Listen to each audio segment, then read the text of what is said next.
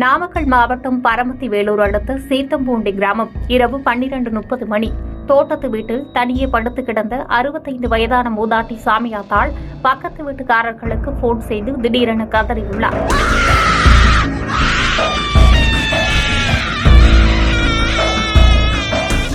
தன்னை இருவர் வெட்டிவிட்டதாகவும் உடனடியாக வீட்டுக்கு வருமாறும் கத்தியுள்ளார். இதை கேட்டு பதறி அடித்தபடி அருகில் இருந்தவர்கள் சாமியாத்தாள் வீட்டிற்கு செல்லவே கொடூரமான முறையில் வெட்டப்பட்டு ரத்த வெள்ளத்தில் கிடந்ததைக் கண்டு அதிர்ச்சியடைந்துள்ளனர்.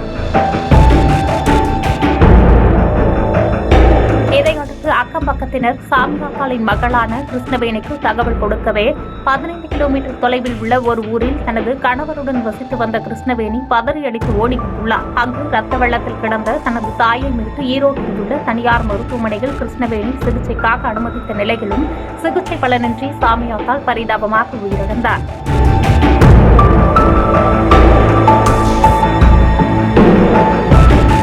இதையடுத்து சாமியாத்தாளின் உடல் பிரேத பரிசோதனைக்கு அனுப்பி வைக்கப்பட்ட நிலையில் போலீசார் மேற்கொண்ட விசாரணையில் திருப்பூர், ஈரோடு போன்று நாமக்கல் மாவட்டத்திலும் மீண்டும் ஒரு தோப்பு வீட்டு மரணம் நிகழ்ந்துள்ளது தெரியவந்தது.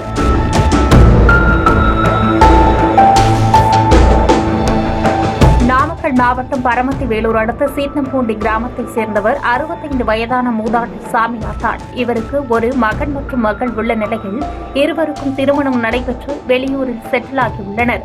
சாமியாத்தாளின் கணவர் சில ஆண்டுகளுக்கு முன்பு உயிரிழந்த நிலையில் நாமக்கல்லில் உள்ள தோட்டத்து வீட்டில் சாமியாத்தாள் தங்கி வந்துள்ளார். சம்பவத்தன்று விசேஷ வீடு ஒன்றிற்கு சென்று வந்த சாமியாத்தாள் அந்நிகழ்ச்சிக்காக 10 சவரன் நகையை அணிந்து சென்றுள்ளார்.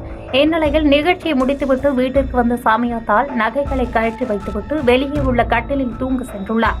அப்போது சாமியாத்தாளின் வீட்டிற்குள் புகுந்த மர்ம நபர்கள் இருவர் திடீரென சாமியாத்தாளை சரமாரியாக தாக்க தொடங்கியுள்ளனர்.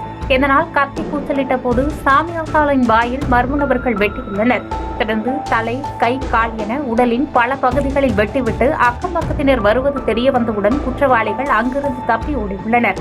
இதே வாணியில் திருப்பூர் மற்றும் ஈரோடு மாவட்டங்களில் தோப்பு வீடுகளில் தனித்தனியாக வசிக்கும் முதியவர்களை குறிவைத்து கொடூரமாக கொலை செய்துவிட்டு நகைகளை பறித்து சென்ற சம்பவங்களின் பரபரப்பு அடங்குவதற்குள் நாமக்கல் மாவட்டத்திலும் தற்போது மூதாட்டி ஒருவர் அடித்து கொலை செய்யப்பட்டு நகைகள் கொள்ளையடிக்கப்பட்ட சம்பவம் பெரும் பரபரப்பை ஏற்படுத்தியுள்ளது. மேலும் போலீசார் தொடர்ச்சியாக மேற்கொள்ளப்பட்ட விசாரணையில் சாமியாத்தாளின் வீட்டில் இருந்து எந்த ஒரு நகையும் திருடப்படவில்லை என்பது தெரியவந்தது. அக்கம் பக்கத்தினர் வருவதை அறிந்து நகையை பறிக்காமல் மர்ம நபர்கள் தப்பியோடினார்களா அல்லது வேற ஏதும் காரணத்திற்காக சாமியாத்தாள் கொலை செய்யப்பட்டாரா என்பது குறித்து தொடர்ந்து விசாரணை மேற்கொள்ளப்பட்டு வருகிறது. இதையடுத்து வேலூர் மாவட்ட காவல்துறை கண்காணிப்பாளர் சங்கீதா உத்தரவின் பேரில் 4 தனிப்படைகள் அமைக்கப்பட்டு போலீசார் தீவிர விசாரணை மேற்கொண்டு வருகின்றனர். செய்திகளை உடனுக்குடன் தெரிந்து கொள்ள கீழ்கண்ட கேபிள் மற்றும் டிடிஎச் நெட்வொர்க்குகளில் எம்நாடு செய்தி தொலைக்காட்சியை காணுங்கள். பாதகம் செய்பவரை கண்டால் நாம் பயம் கொள்ளலாகாது பாப்பா.